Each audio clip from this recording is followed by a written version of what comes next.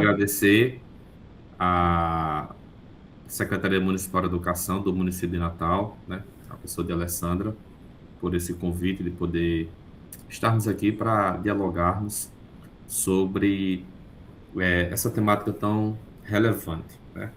Então vamos lá, eu vou compartilhar aqui com vocês essa tela. Vocês estão vendo aí?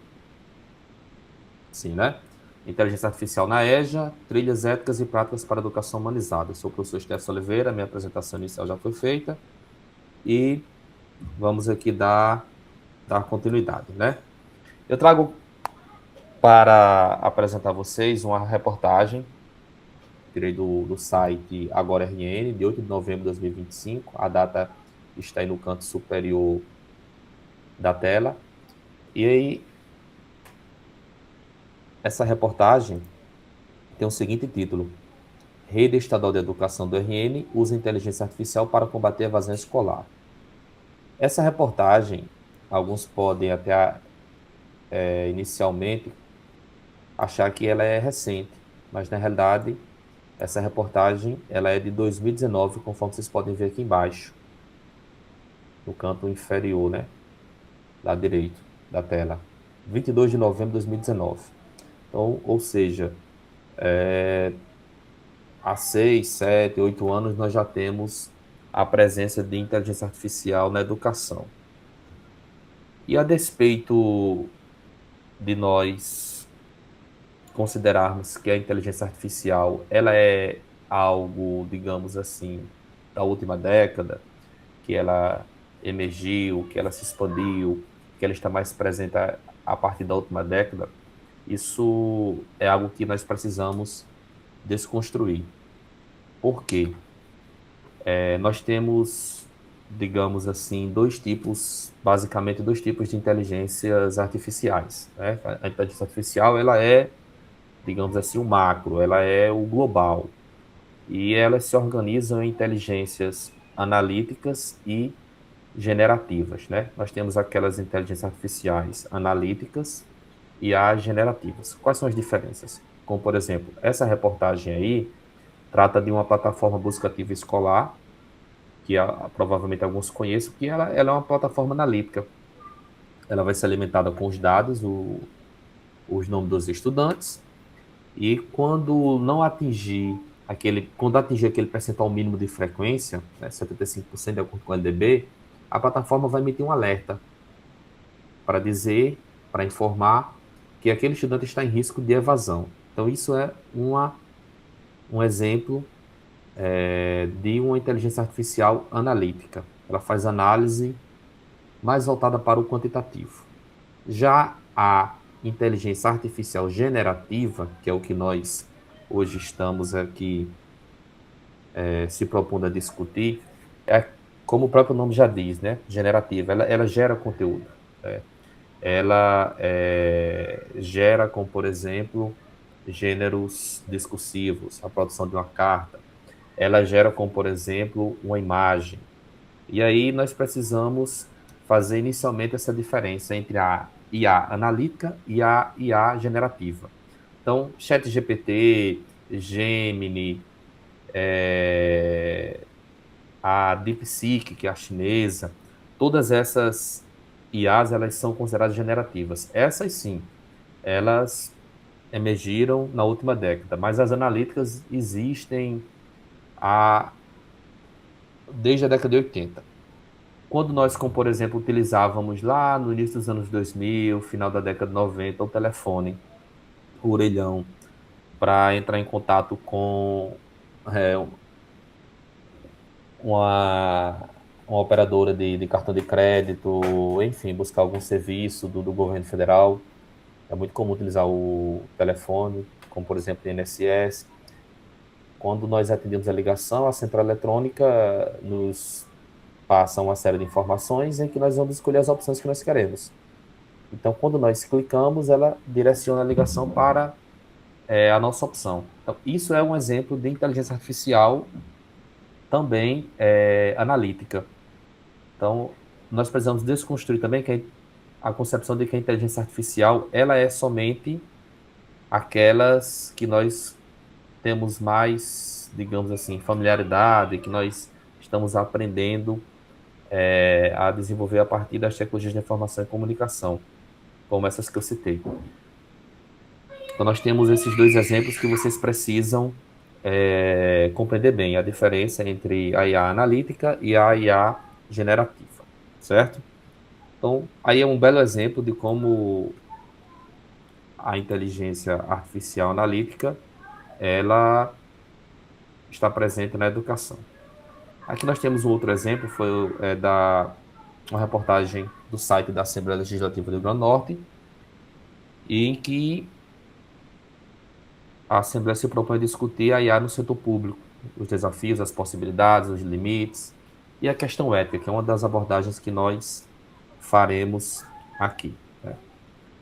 Então, a Secretaria de Administração, especialmente a Escola de Governo do Estado, ela promove alguns cursos sobre atuação no serviço público, dentre eles inteligência artificial e como uma ferramenta estratégica. Por que é que eu trouxe essas três notícias aqui? Porque hoje em dia é muito comum nós ouvirmos assim, não dá para fugir da IA, nós temos que saber utilizá-la, não tem mais como voltar. Então eu gostaria que vocês ficassem com essas reflexões. Será que realmente é um caminho sem volta? É uma oportunidade que nós temos? Quais são as possibilidades? É preciso utilizá-las realmente? E esses, digamos assim, esses insights que nós fazemos aqui, essas provocações, elas vão nos ajudar a compreender a abordagem da inteligência artificial na educação de jovens e adultos. E aí o ponto de partida é as práticas sociais, né? Eu estudo, faço doutorado, como vocês viram lá na apresentação, na UFRN, Programa de Estudos da Linguagem, e estudo basicamente os letramentos, e minha pesquisa é com a educação de jovens e adultos no movimento social do MST, o Movimento dos Trabalhadores Rurais Sem Terra. E aí nós temos como ponto de partida e ponto de chegada as práticas sociais. E hoje em dia, com o celular, está bem acessível, é muito comum nós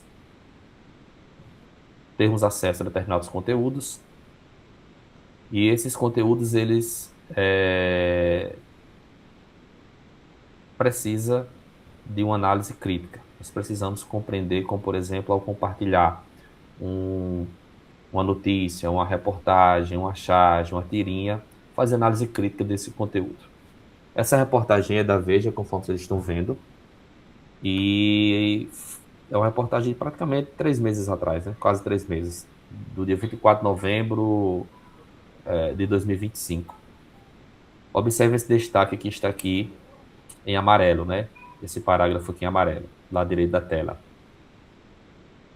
Aqui é uma reportagem sobre a reação do governo Trump à prisão de Bolsonaro, né? Que acendeu alerta no mercado. E o que eu quero destacar aqui não é o viés político aqui da prisão de Bolsonaro, mas é justamente esse parágrafo em amarelo, em que a responsável jornalista Verúcia Costa Donato deixou escapar, digamos assim, que a reportagem dela foi produzida por IA. Olha o que diz aí esse parágrafo.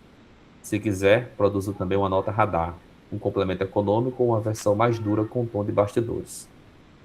Então, esse viés crítico, essa análise que nós precisamos ter, é justamente para nós identificarmos quais são as marcas de IA,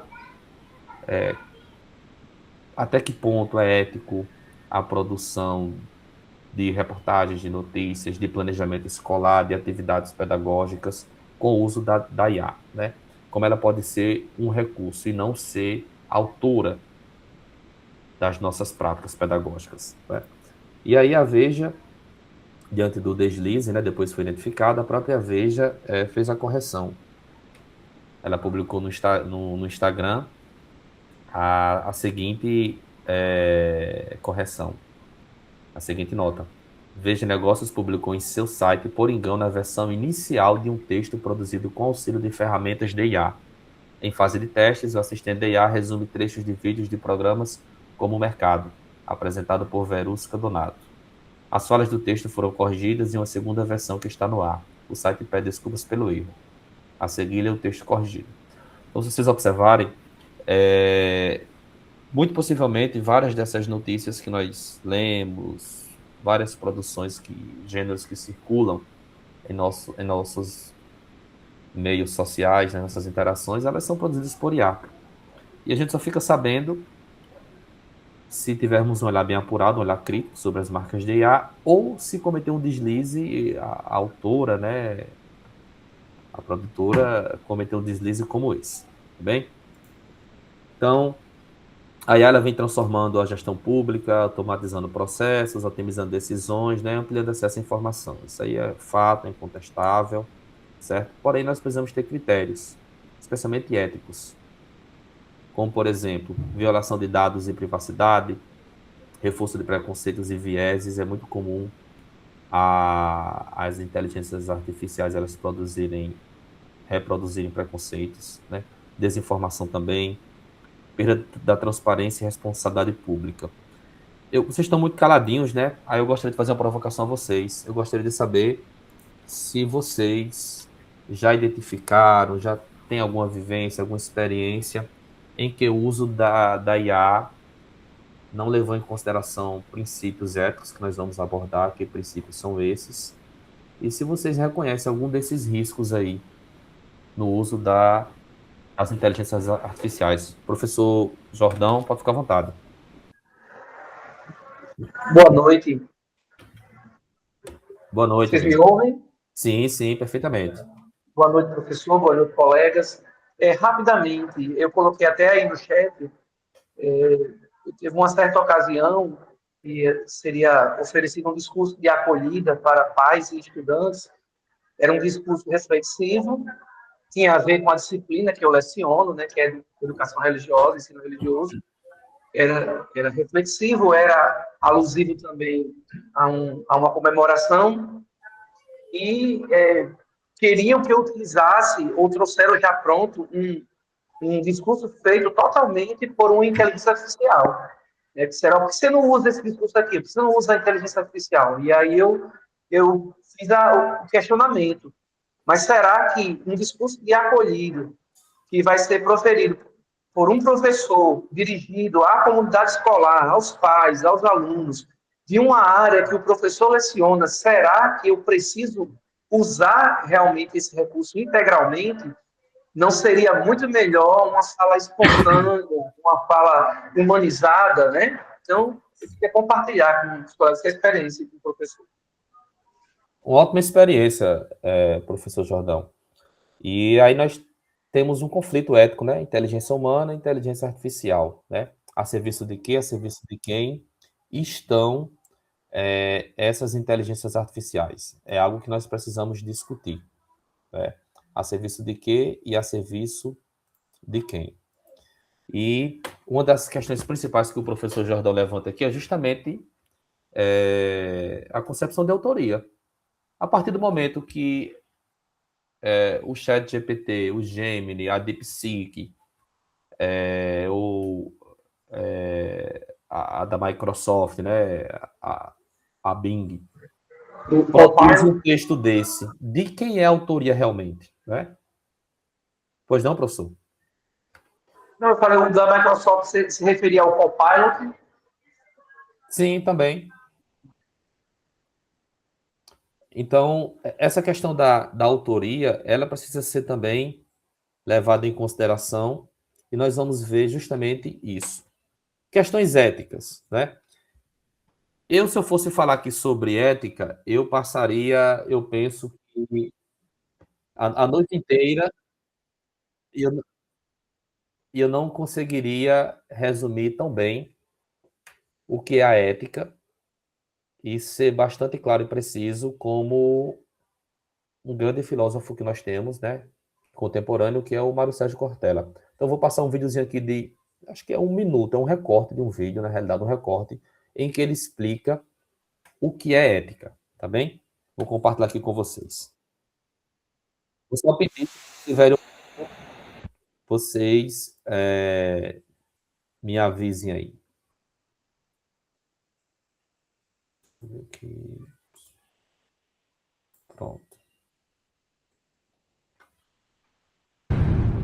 ouvindo?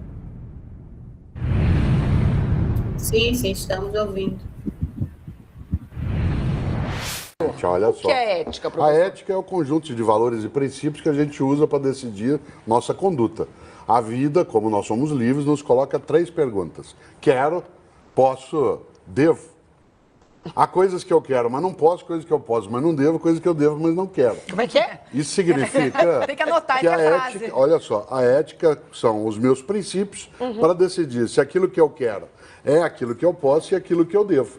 Há pessoas que, porque querem e podem, acham que devem. Há coisas que eu posso, mas não devo. É lógico. Por isso a ética é, acima de tudo, escolha. Quando você pergunta na abertura do programa por que algumas pessoas são de um modo e outras são de outro, porque elas fazem escolhas diferentes. Nessa hora, só para te dar um exemplo, eu não acho que a ocasião faz o ladrão. A ocasião apenas o revela. É verdade. A decisão de ser ladrão ou não é a anterior ocasião.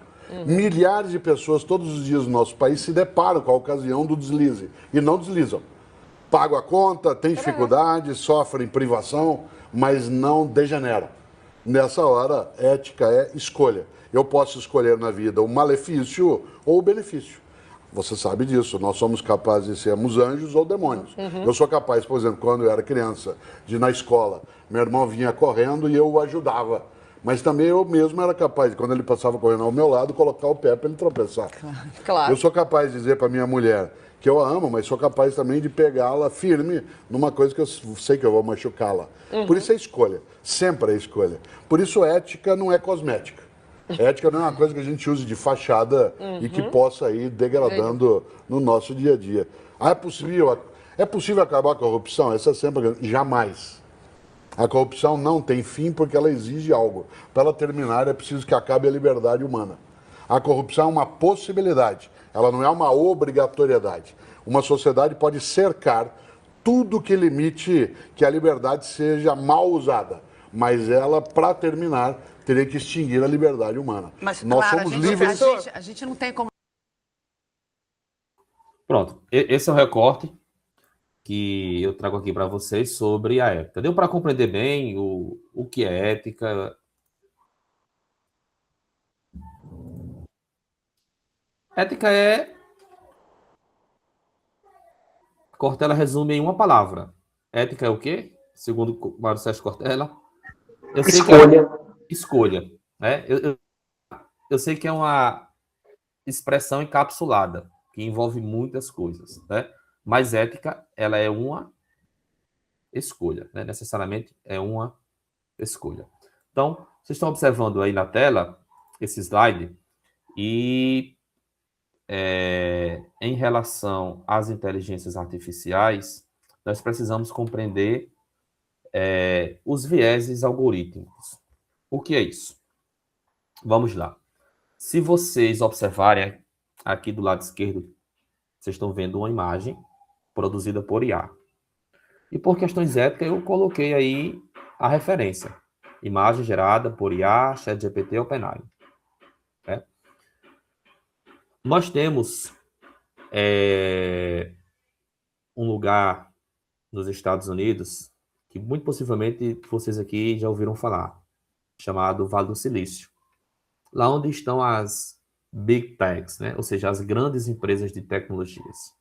Essas empresas como, por exemplo, o Google, que é uma gigante da tecnologia da informação e comunicação, que é a detentora dos direitos da inteligência artificial Gemini. Nós temos a OpenAI, que é a detentora dos direitos do ChatGPT. Nós temos a Microsoft, que é a detentora dos direitos da Bing. Enfim, todas essas estão situadas lá no Vale do Silício. E, por estarem nesse lugar, muitas vezes reproduzem estereótipos, preconceitos que construíram a sociedade norte-americana. Então, a visão, muitas vezes, da inteligência artificial é uma visão com base na realidade dos seus programadores. E por isso que é muito difícil nós observarmos como, por exemplo, quando você pede para gerar uma imagem de uma jovem segurando um notebook, com denotação de um ambiente virtual esteja lá presente com, por exemplo, uma mulher africana, uma indiana, uma paquistanesa ou uma mulher do sertão nordestino. Porque a referência que eles têm, o modo de se vestir, corpo, né? Expressão, digamos assim, fisiológica, é justamente essa, né? Alguém colocou aí racismo algoritmo. Tem um professor da UFC, esse professor é o Júlio Araújo. Ele foi o cara, né, que desenvolveu justamente esse conceito de racismo algoritmo, né? Ele fala justamente sobre isso. Como o racismo ele está presente nos algoritmos.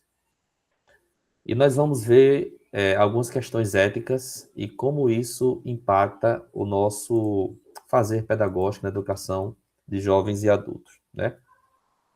E referente às dependências, às informações que circulam nesses bancos de dados, porque as inteligências artificiais nada mais é do que banco de dados, né? Elas se alimentam de informações que estão na internet. Por isso que nós precisamos ter cuidado. Como, por exemplo,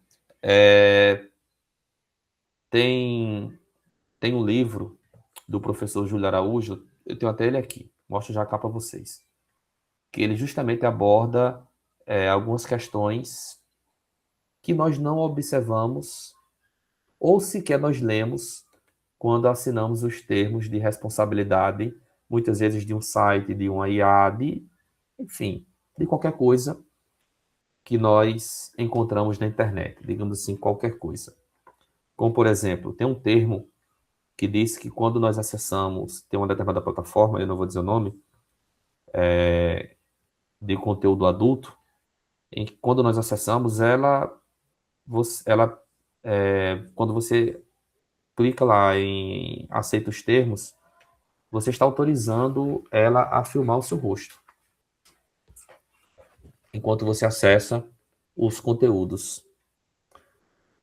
Tem plataformas como, por exemplo, quando você aceita a divulgar os termos de uso, você está compartilhando informações pessoais, dados pessoais, por exemplo, com bancos, com empresas de crédito financeiro, entre outras, não é somente bancos. Mas o que o professor destaca é como a internet se vale dos nossos dados para produzir conteúdo, como a internet ela utiliza os nossos costumes, nossos hábitos para aquilo que a interessa. Já tiveram a sensação, como por exemplo, de estar comentando algo, estar conversando com um grupo de amigos no carro, em uma viagem, enfim, de casa para o trabalho, do trabalho para a escola, e do trabalho para a universidade, né? Todos aqui são professores, enfim. E aquilo que vocês estarem comentando quando vocês abrem o Instagram, aparece justamente uma postagem sobre aquele tema, né? Então, assim, o que mais compensa para a internet não é o like, não é para as big techs, né? Não é o like, não é o comentário, não é engajamento, e sim os nossos dados. O produto, o professor Júlio Araújo vai dizer muito bem isso, o produto das big techs não são um tênis que a gente compra no Mercado Livre, não são os aparelhos domésticos que nós compramos no site aí da Magazine Luiza, não é nada disso. O produto somos nós, porque nós consumimos o que está nas plataformas, mas ao mesmo tempo nós damos algo que é muito precioso para ele, que são os nossos dados pessoais. Isso reflete comportamento, isso reflete inclusive o modo de nós pensarmos. Se você, como por exemplo, fizer um teste aí no seu Instagram, você pega o seu Instagram e você, nessa página aqui inicial, você coloca lá em pesquisar, naquela lupazinha. Vai aparecer aquilo que você mais visualiza, aquele tipo, aquele gênero de postagem que você mais, digamos assim, mais tempo lendo, aquilo que você mais curte, aquilo que você mais compartilha.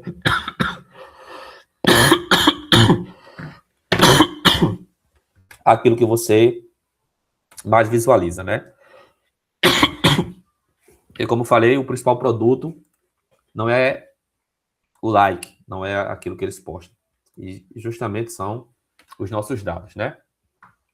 E aí nós temos uma grande questão que é em relação às questões éticas da inteligência artificial.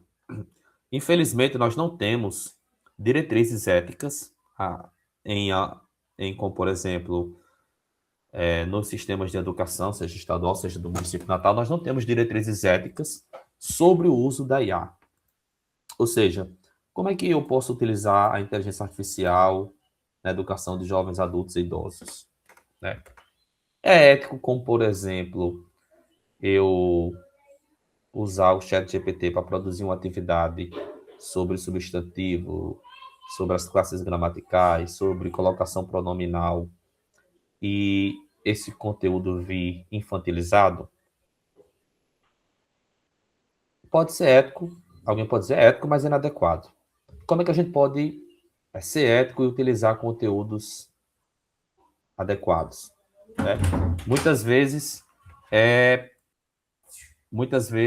preciso nós compreendermos que o uso da inteligência artificial exige de nós algumas competências, não somente éticas, mas como, por exemplo, na constituição dos prompts. O que são os prompts? É o que nós conhecemos como comando, né?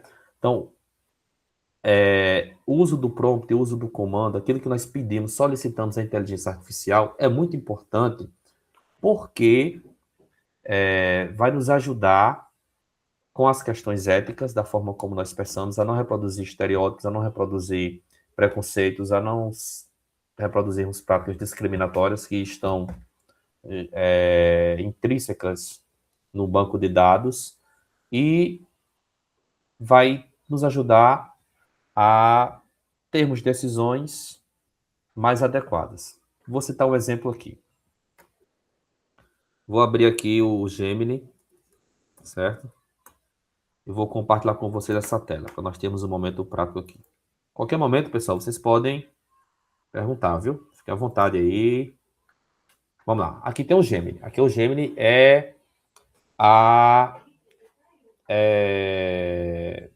deixa eu alterar aqui o perfil. Deixa eu botar esse perfil aqui. Pronto. Que é uma conta. Pronto. Aqui é o Gemini. E dependendo de como você produza o comando, de como você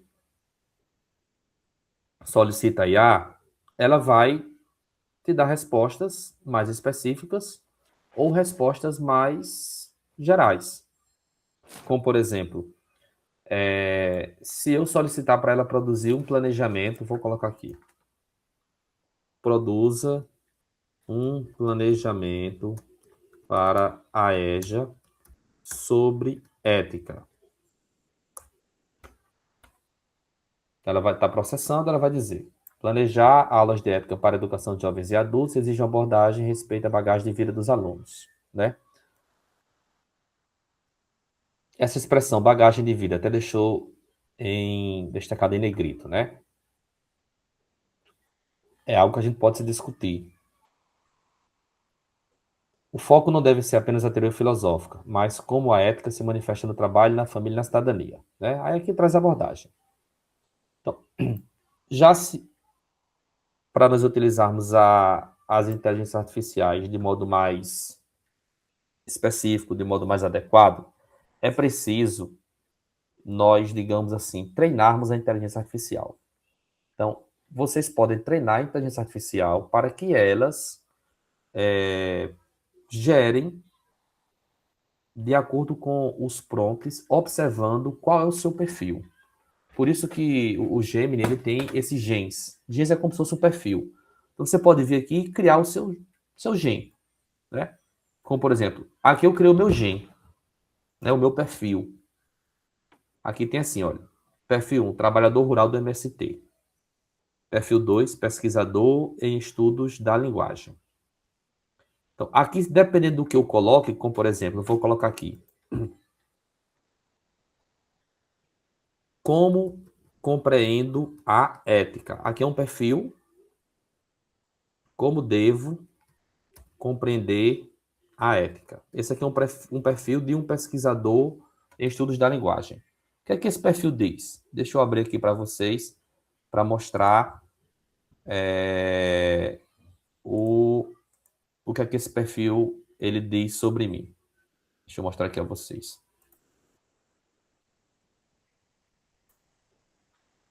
Deixa eu abrir aqui, pronto. Está abrindo aqui. Aqui eu coloquei, você irá me auxiliar com trabalhos acadêmicos. Só isso, mais nada, né? Como devo compreender a ética. Pronto, só coloquei isso. A descrição desse perfil. Muito simples, muito rasa, muito genérica. Aí, aqui ele vai dizer, né? Já aqui, nesse outro perfil, eu coloquei como, por exemplo, trabalhador rural do MST. Aqui eu coloco. Este perfil do trabalhador rural, militante do MST, de baixa escolaridade, em processo de alfabetização. Sua luta é pela reforma agrária, natural. Aí contextualizo bem direitinho. E eu, inclusive, adicionei, você tem como adicionar algumas publicações, como, por exemplo, eu coloquei o regimento do MST, para compreender como é que eu devo me comportar. Eu posso colocar lá no meu perfil de pesquisador, como, por exemplo, o livro da professora Angela Kleiman sobre estudos de letramento, para que a inteligência artificial compreenda qual a concepção de letramento que eu entendo. Eu coloquei lá no perfil, eu posso colocar lá no perfil de pesquisador de estudos da linguagem um livro sobre, um artigo sobre o trabalho com projetos de letramento, para compreender como se organiza o trabalho com projetos de letramento, qual é o público-alvo, quais são as estratégias, qual é o objetivo. Enfim, a gente pode treinar, a gente pode moldar, pode criar esse perfil específico.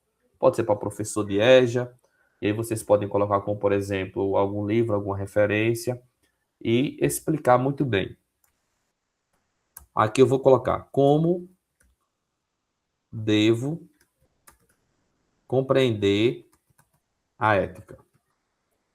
Então, de acordo com esse perfil, vocês vão observar que há uma diferença de concepção entre o que é a ética para um pesquisador em estudos da linguagem, o que é a ética para um trabalhador rural do MST, e se eu colocar lá no, digamos assim, no perfil geral, sem ter perfil, aliás, na base de dados geral, vai dar uma outra perspectiva.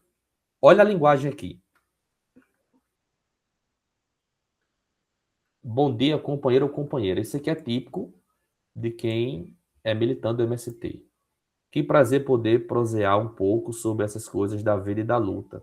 Olhe, eu também estou aqui na lida, debaixo da lona preta.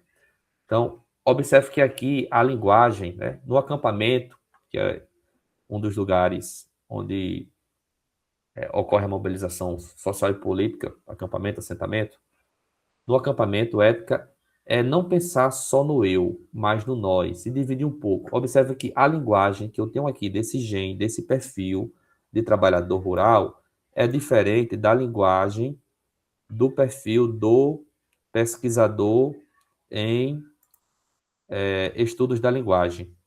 Aqui, olha, tem conceitos como, por exemplo, em uma pesquisação, enfim, opção dialógica, dimensão procedimental. Observe que aqui a linguagem,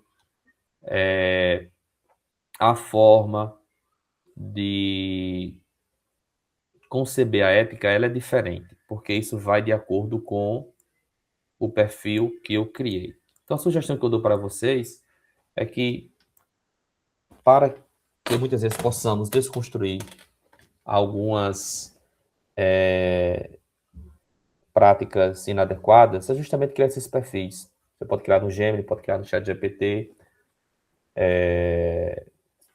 em que você vai colocar como, por exemplo, descrever bem E para isso o prompt é muito importante.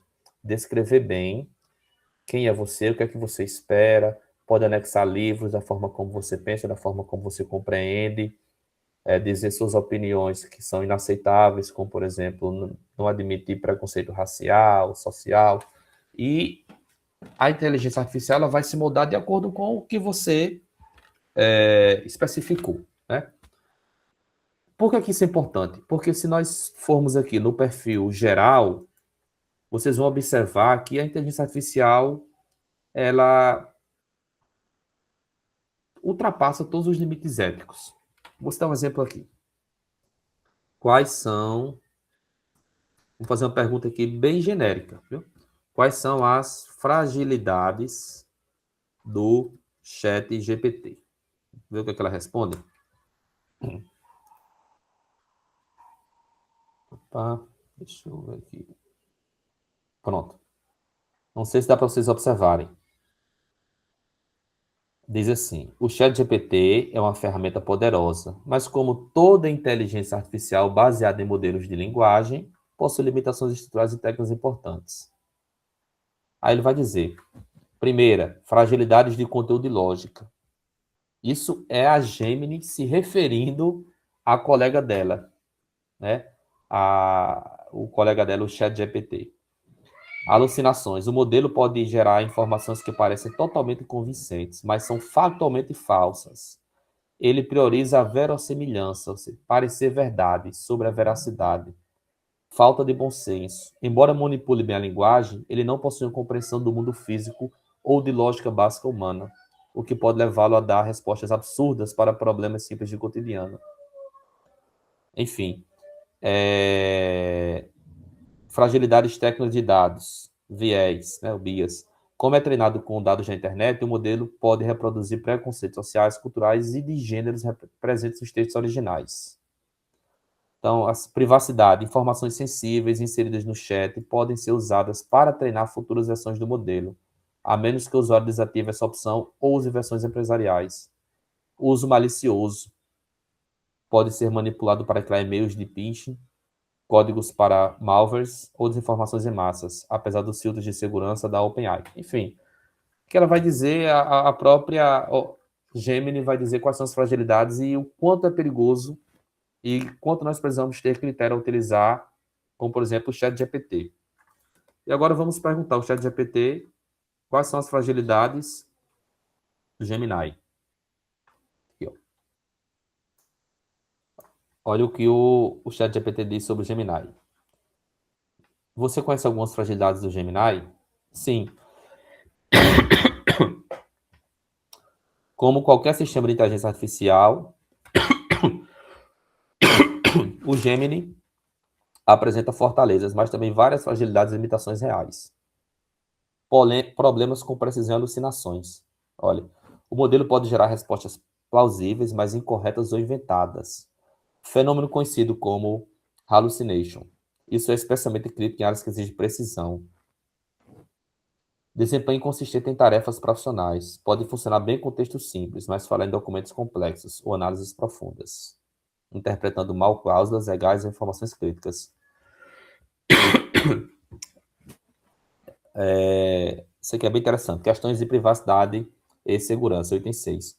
Há preocupações sobre o fato de que os dados processados podem ser utilizados para melhorar o modelo ou ficar sujeitos à política de privacidade da Google, o que levanta questões de compliance, segurança em ambientes corporativos. Então, se vocês observarem, as próprias IA, as próprias inteligências artificiais, elas veem com preocupação o uso indiscriminado dessas plataformas, né? Por isso que nós precisamos ter critérios, né? Para nós respeitarmos essas questões éticas, o que eu aconselho é essa, digamos assim, essa prática limitada, apesar de estarmos à distância, de uso da inteligência artificial de uma forma em que a gente possa treinar a própria inteligência artificial. Ou seja, nosso perfil, nosso gen lá no Gemini, né, ou nosso perfil lá no ChatGPT,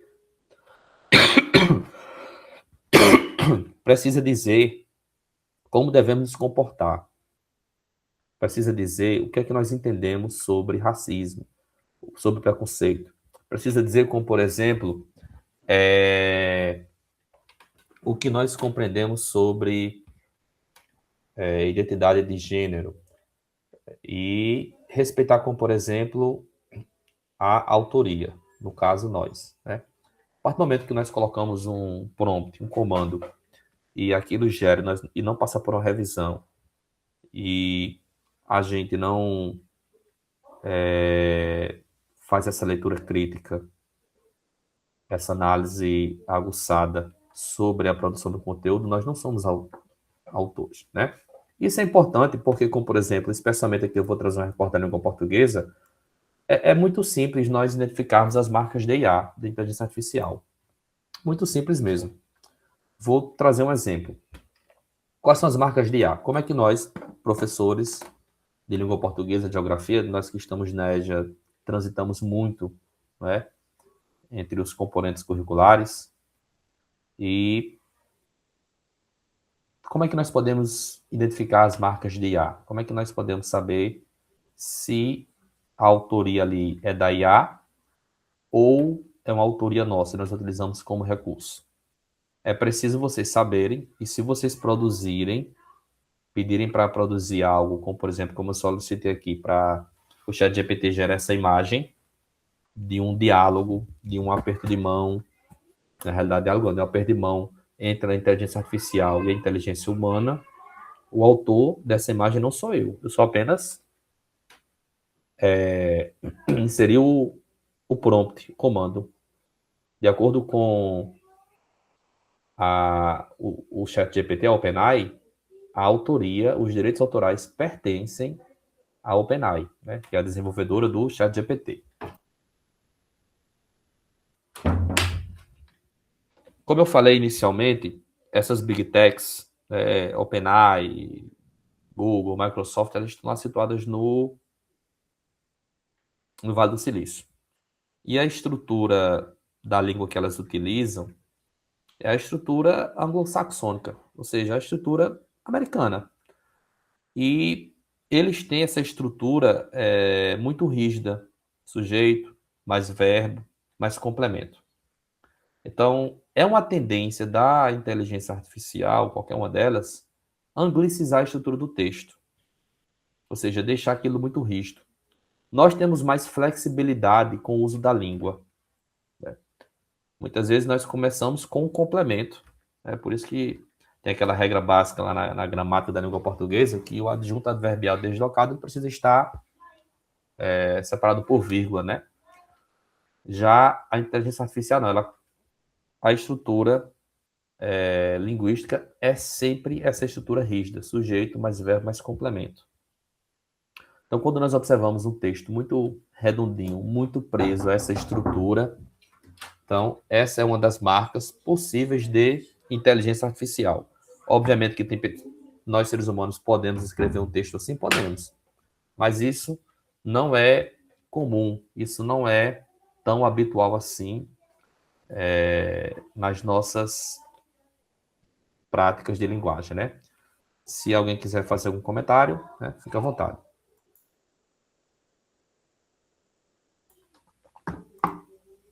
Um outro exemplo é a escolha lexical da inteligência artificial, né? Como, por exemplo, se você solicitar para ela produzir a introdução de um artigo científico sobre alguma prática que você está desenvolvendo na escola, dificilmente ela vai... Dificilmente não. Eu vou colocar dificilmente, né? Para não dizer é impossível ou nunca. Mas dificilmente ela vai inserir a expressão cotidiano escolar, como é comum aqui para nós no Brasil, cotidiano escolar. Ela vai inserir a expressão cotidiano acadêmico, porque nos Estados Unidos, né, e as Big Tech estão situadas nos Estados Unidos e os seus dados prevalecem, né, sobre os nossos. Então, eles compreendem a escola, seja ela, né, a high school, enfim, a universidade, eles compreendem tudo aquilo como um cotidiano acadêmico. É uma expressão comum para a escola, para a universidade. Aqui não, o nosso é cotidiano escolar, contexto universitário, contexto acadêmico. Eles não utilizam essa expressão cotidiano acadêmico para a escola, para a universidade, para tudo aquilo que seja relacionado à educação. Então, se você solicitar a introdução e não fizer uma revisão, uma análise crítica sobre isso, essa é uma das marcas de IA, ou seja, generalizações. Então, ela generaliza o termo cotidiano acadêmico para escola, para ensino fundamental, ensino médio, universidade, pós-graduação, enfim, o cotidiano acadêmico é algo, digamos assim, genérico. Então, uma das marcas de IA são essas abordagens genéricas.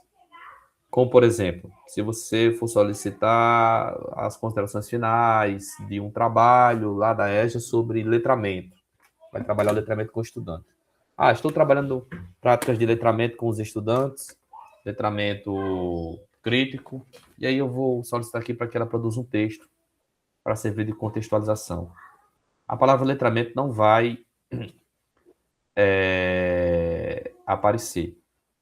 Vai aparecer literacia, porque para o americano é literacy, né, no inglês. E os portugueses também, né, o português de Portugal, utiliza essa expressão literacia.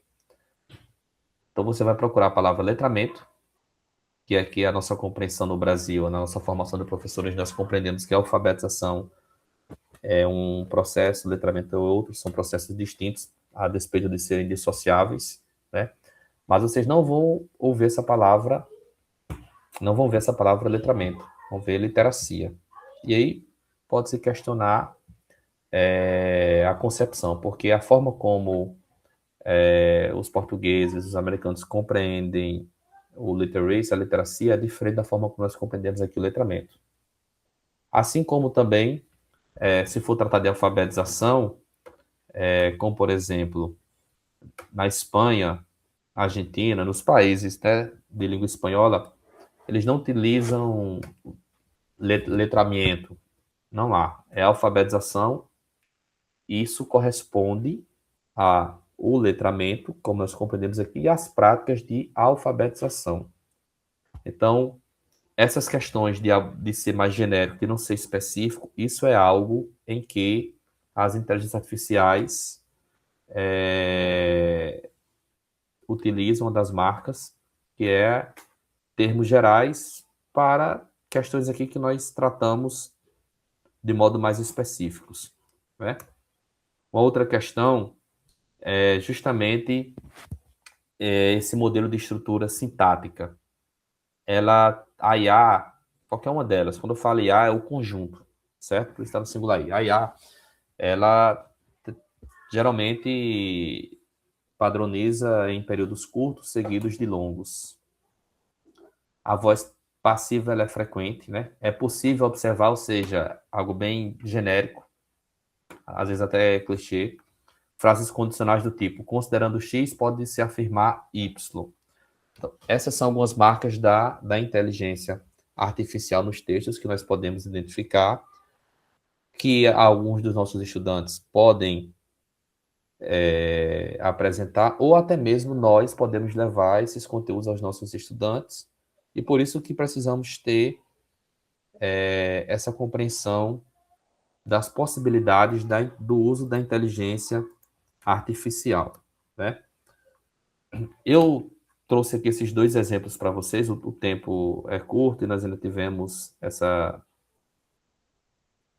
digamos assim, essa intercorrência da internet comigo, mas nós temos aí o Guia para o Uso Ético e Responsável da Inteligência Artificial Generativa, né? Vocês compreenderam qual a diferença entre a generativa e a analítica, da Universidade Federal da Bahia, a UFBA, e temos também esse guia, vocês estão vendo aí ao lado, que são as diretrizes para o uso ético e responsável da inteligência artificial generativa, guia prático para pesquisadores. Então, qual é, digamos assim, o fio da meada qual é o fio da meada dessa nossa abordagem? É justamente o uso ético, o uso responsável, e que nós precisamos compreender quais são as possibilidades, quais são, digamos assim, as pedras que estão no caminho. Como é possível nós utilizarmos a inteligência artificial na educação de jovens e adultos? Nós sabemos da EJA como modalidade de educação específica, e que a EJA que é muitas vezes vivenciada, experienciada lá na Escola Municipal Ulisses de Góes, em Nova Descoberta, é diferente da EJA que é vivenciada, experienciada lá na Escola Municipal, acho que Nossa Senhora das Dores, no Potengi. Eu costumo muito dizer, reafirmar que cada escola de EJA é uma EJA. Tem as suas especificidades, tem o seu público. E eu me lembro que quando eu ingressei no serviço público, meu primeiro concurso foi 2 municípios, né? Eu fui convocado juntamente com o professor Anderson, que está aqui na sala, São Paulo do Potengi, e trabalhei lá no ensino fundamental, e à noite trabalhava em Parnamirim, na EJA, né? E eu trabalhava na época com público-alvo de pessoas privadas de liberdade, na época chamava-se EJA prisional, né? E a minha experiência é muito interessante, que naquela época não tinha inteligência artificial, né? Não tinha ChatGPT para fazer plano, para ajudar na produção de um material. E aí eu fui apresentado, né, a gestão da escola. Aí a diretora disse: olha, agora eu vou lhe apresentar a sala que você vai trabalhar amanhã. Aí cheguei lá, ela me apresentou a professora, disse: fulano, esse aqui é Stephenson, veio lhe substituir, e agora você vai descansar. Aí eu até perguntei: a senhora vai se aposentar? Ela disse: não, agora eu vou para a biblioteca. E ela disse: eu vou te dar um presente. Eu disse: pois não. Eu disse: olha, tem um caderno aqui, você vai tirar xerox. Aqui tem todos os planejamentos, aqui tem todas as atividades, tem até as provas dos bimestres, tem por ano. Esse caderno aqui foi da amiga minha que trabalhou aqui, se aposentou faz uns 3 anos, deixou de presente para mim, mas eu não vou me aposentar agora, não sei o dia de manhã, então você tira xerox. Aqui já tem todos os planejamentos, todas as atividades, os exercícios, até as provas dos bimestres. É só você seguir esse caderninho, né? A época não tinha livros didáticos, né? E, enfim, usei, estava chegando, né? Não conhecia, não tinha experiência, minha primeira experiência, usei por um determinado tempo, depois eu vi que aquilo dali não atendia mais às necessidades. E eu me lembro que a primeira atividade que eu passei era uma música de Caetano Veloso, Sozinho, o nome da música. E quando eu levei na época era um CDzinho, né? Tinha um mini system na escola, levei o CD e tal, imprimi a música da forma como estava lá no caderno. Quando eu coloquei a música, a galera, né? A turma eram 22 alunos e 18 cumpriam pena no regime semiaberto no PEP, né? No Presídio Estadual do Parnamirim. E aí a galera disse, os estudantes, né? Professor, meu irmão, quem danado é esse cara aí, ó? Quem diabo é esse cara que tá cantando? Eu disse: é Caetano Veloso. Oh, ninguém conhece isso não, mas aqui é Edson Gomes, é grafite, é Racionais, não sei o que isso. Aí eu disse: olha, é porque tava no caderno de atividade aqui. Que caderno, que nada, você tá ficando doido, ninguém vai passar atividade dando, ninguém sabe quem é esse cara não. Então, assim, a EJA ela é muito particular, né? Eu conheço a experiência no município de Parnamirim, inclusive, Pirangi, tem a comunidade de pescadores, a oferta EJA. Tem estudantes lá que, como, por exemplo, dependendo da semana que ele vai pescar, passa a semana fora, só volta na outra semana. As práticas deles são diferentes, né? Enfim, cada EJA é uma realidade, por isso que Paulo Freire é muito feliz quando ele diz assim, que aprender implica necessariamente, antes de qualquer coisa, conhecer. E que a teoria, somente a teoria, ela é verbalismo, né? Paulo Freire diz isso lá naquele livro A Sombra da Mangueira. A teoria por teoria, ela é verbalismo. Mas também a prática sem a teoria, ela é ativismo. Por isso que nós precisamos ter um pé na prática, mas também ter um pé na teoria. Não adianta nós termos esse discurso, quero saber da prática, quero saber de teoria, não. Isso me assusta muito. Ou também o contrário, eu quero saber da teoria, não quero saber da prática, não. Isso me assusta muito. Porque aprender implica conhecer e toda prática ela é sustentada na teoria. Às vezes a gente não conhece, às vezes a gente não é consciente, mas toda prática ela se ancora em uma teoria. E aí a teoria ela é importante para esses momentos de reflexão, para nós sabermos que tipo de projeto nós estamos construindo na educação de jovens e adultos, que tipo de sociedade nós queremos formar, quais são os nossos limites éticos, o que é adequado, o que é inadequado. Anderson levantou a mão aqui. Isso mesmo, professora Magnólia, os dois são complementares. Quer falar, Anderson?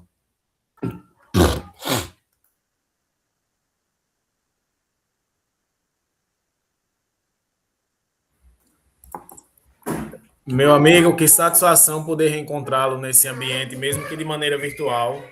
E assim, seus insights foram muito positivos e eu acredito que contribuiu bastante aí para a gente fazer esse uso um pouco mais ético da inteligência artificial em sala de aula. Mas especificamente em relação a essa reta final que você fala, foi você falando aí dessa vivência, e eu lembrei dos desafios que a gente tem lá no Terezinha Paulino. Eu estou lá desde 2018 e cada ano que passa, muitas vezes, a mudança de turma já reflete um perfil completamente diferente, digamos assim, da nossa posição enquanto docente, frente a muitas vezes os mesmos objetos de conhecimento, e ainda mais agora com os desafios, não somente da IA, mas da educação digital como um todo. Então, eu acredito que a sua fala foi muito pertinente nesse sentido, e eu peguei alguns insights aqui, viu? Parabéns desde já, viu, meu amigo? Valeu, Anderson, obrigado. Eu estou atuando como pesquisador do CNPq atualmente e eu estou coordenando as diretrizes nacionais operacionais da EJA, né? E estou desenvolvendo um projeto aí no sistema penitenciário federal e estadual, né? Por questões de sigilo federal, ele é bem mais restrito, a gente não pode comentar nada, né, lá da Penitenciária Federal do Mossoró. Mas conheço essas unidades do sistema penitenciário estadual. As que ofertam educação, quase todas, né? Presídios e penitenciárias. As cadeias públicas são poucas. E quando você vai, como por exemplo, ver a realidade da EJA que é ofertada, como por exemplo na Penitenciária Estadual Agrícola Mar Negócio, ela é diferente da EJA que é ofertada na cadeia pública Raimundo Nonato, na Zona Norte, que já é diferente da que é ofertada na Penitenciária Estadual de Alcaçuz. E algo que é bastante comum, tem algo que é comum nessas unidades do sistema penitenciário, é justamente a ausência do poder público na infância, na educação. Quando você pergunta, você estudou? Mas minha mãe me matriculou, tal, só estudei até o 3º ano do ensino fundamental, até o 4º ano, né? O comum é até o 5º ano. 6º ano eu desisti. No 6º ano desisti. No 6º ano desisti. Então, assim, quando o direito é negado na nossa infância, na nossa adolescência, isso reverbera e se repercute mais adiante. E aí fica uma responsabilidade muito grande para a educação de jovens e adultos, né? Dar conta do que não foi em determinado tempo, determinado percurso da história de vida das pessoas, em o que era para ser desenvolvido, abordado em 1 ano, será em 6 meses, levando em consideração todos os desafios, trabalho, responsabilidades familiares, o turno à noite, e a questão da, digamos assim, da presença da participação. Certa vez eu perguntei a um estudante o porquê que ele tinha desistido. E ele estava voltando para estudar na EJA. Disse, professor, porque eu precisei trabalhar. Olha, a minha professora no 8º ano dizia assim: Fulano, você um dia vai se arrepender. Um dia você vai saber que é melhor estudar. Mais na frente você vai saber que é melhor estudar do que trabalhar. Olha, lá no futuro você vai me agradecer. Aí ele disse que respondeu a professora: professora, eu estou precisando do emprego hoje, eu estou precisando do dinheiro hoje, minha família está passando necessidade, minha mãe está desempregada, eu estou desempregado, tal. Então, assim, a educação, como a senhora diz, é a longo prazo. E agora eu faço o quê? Não é? Então, são essas questões. A realidade da EJA não é fácil. A EJA como nós sabemos, é marginalizada. A EJA tem poucos recursos. A sala de AE, muitas vezes, das escolas funciona de manhã à tarde, e à noite a sala de AE não funciona. Às vezes nós temos um bibliotecário de manhã à tarde na escola, à noite não tem bibliotecário. Às vezes nós temos supervisor de pátio manhã e tarde, à noite não tem supervisor de pátio nas escolas. Nós temos, como por exemplo, tínhamos até pouco tempo o livro garantido para ensino fundamental, anos iniciais, anos finais, prédio nós não tínhamos, agora nós temos essa garantia, que foi um avanço depois de muita luta. E nós temos vários desafios na educação de jovens e adultos, né? Sem falar que muitas vezes na educação de jovens e adultos o professor ele é professor, ele é coordenador, ele tem que ser apoio pedagógico, ele tem que ser suporte, porque a realidade ela é complexa e, como eu falei, cada um sabe o quão desafiador é de acordo com o seu território, né? Aquele que diz Leonardo Boff, a cabeça pensa a partir de onde os pés pisam, né? Então, pessoal, eu sei que vocês, o ano está começando agora, mas assim, à noite nós temos esse horário, esse compromisso. Se alguém tiver alguma pergunta, se alguém tiver algo a acrescentar, eu sei que a abordagem também foi limitada, eu tenho consciência disso, não sou ingênuo de achar que isso foi mais, digamos assim, uma abordagem superficial. Nós precisaríamos de mais tempo, nós precisaríamos, enfim, de mais práticas para compreender o uso, e nós temos as limitações também das interações, né? Por mais que esses suportes, a tecnologia, ela permita nós estarmos em diferentes espaços conectados sincronamente, mas a gente sabe que a interação foi comprometida. Eu, pelo menos, compreendo dessa forma. Mas eu tentei, me esforcei para trazer algumas contribuições, algumas reflexões, fazer vocês pensarem, apresentar a vocês algumas possibilidades, fazer um pouquinho, digamos assim, com que vocês compreendam o quão precisamos ser criteriosos com o uso das inteligências artificiais e que é preciso também utilizarmos, nós não podemos excluir os nossos estudantes da educação de jovens e adultos do letramento digital, das práticas de letramentos contemporâneos, e a inteligência artificial está aí.